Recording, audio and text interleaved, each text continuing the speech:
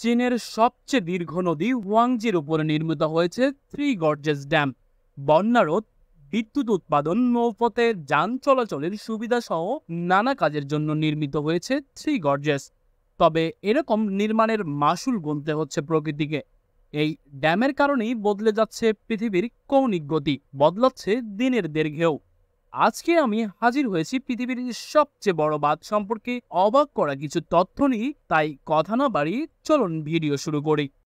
চীনের three gorgeous জলবিদ্যুৎ কেন্দ্রের নির্মাণ কাজ শুরু হয় 1994 সালে। শুরুতে ড্যাম নির্মাণের এই প্রজেক্টে খরচ হয়েছিল $28.6 বিলিয়ন। নির্মাণে সময় লেগেছিল 2 দশক। এটি একটি বিস্ময়কর স্থাপত্য।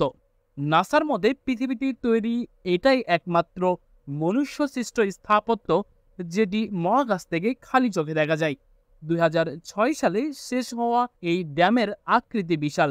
এটি লম্বাই 181 মিটার, স্প্যানের দীর্ঘ 1.45 মাইল। 2012 সালে ড্যামে হাইড্রো পাওয়ার প্ল্যান্ট যুক্ত করা হয়। তখন থেকে এর জেনারেটিং ক্যাপাসিটি 22,500 মেগাওয়াট। আমেরিকার অন্যতম বৃহৎ গ্র্যান্ড কুলি ড্যামের তুলনায় এর সামর্থ্য 3 গুণ বেশি। কিন্তু চীন সরকারের দেওয়া 1992 সালে প্রস্তাব অনুযায়ী এই ড্যাম নির্মাণের কারণ বিদ্যুৎ উৎপাদন করা ছিল না।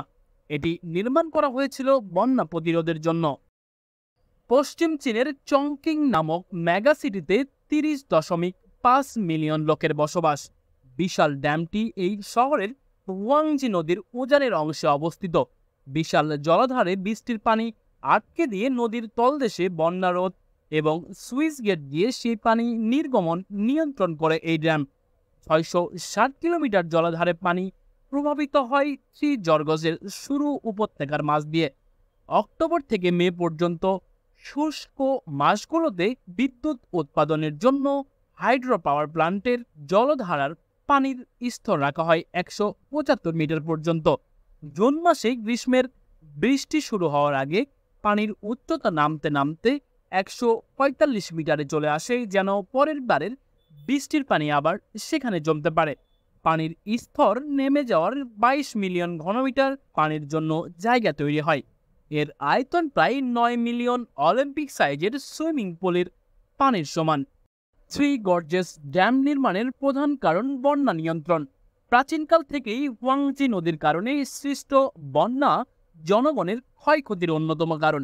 বিশেষ করে হুবেই রাজ্য এবং ঢংটিন লেক এলাকার বন্যার প্রকোপ ছিল বেশি। থ্রি গর্জেস ড্যাম প্রবাহমান ধারাকে জমিয়ে বন্যার সময় পানির পরিমাণ কমিয়ে দেয়।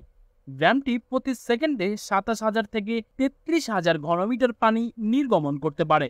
স্বাভাবিকভাবেই এ পরিমাণ পানি ছড়িয়ে নিলে বন্যার প্রকোপ কমে যায়। থ্রি গর্জেস ড্যাম বিশ্বের বৃহৎ হাইড্রো পাওয়ার স্টেশন। এর মোট ক্ষমতা 22.5 মিলিয়ন কিলোওয়াট এবং বার্ষিক বিদ্যুৎ উৎপাদন ক্ষমতা প্রতি ঘন্টায় 100 বিলিয়ন কিলোওয়াট। এই মেগা প্রজেক্ট নিয়ে যতগুলো বিতর্ক হচ্ছিল তার মধ্যে একটি ছিল নদীর তীরে শতাব্দীর পর শতাব্দী ধরে বাস করে আসা মানুষদের প্রচুর ক্ষতি নিয়ে।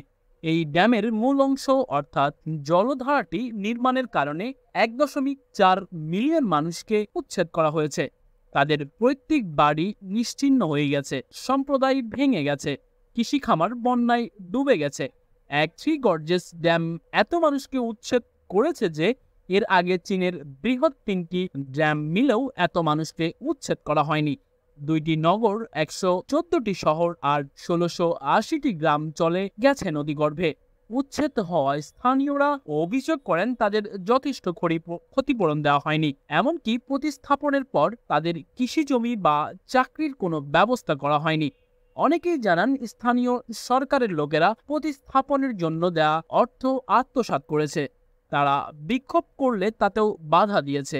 2013 সালে চীন সরকার জানতে পারে তাদের দেওয়া অনেক অর্থ আত্মসাৎ করা হয়েছে এবং সেগুলোর আর কোনো খোঁজ পাওয়া যায়নি।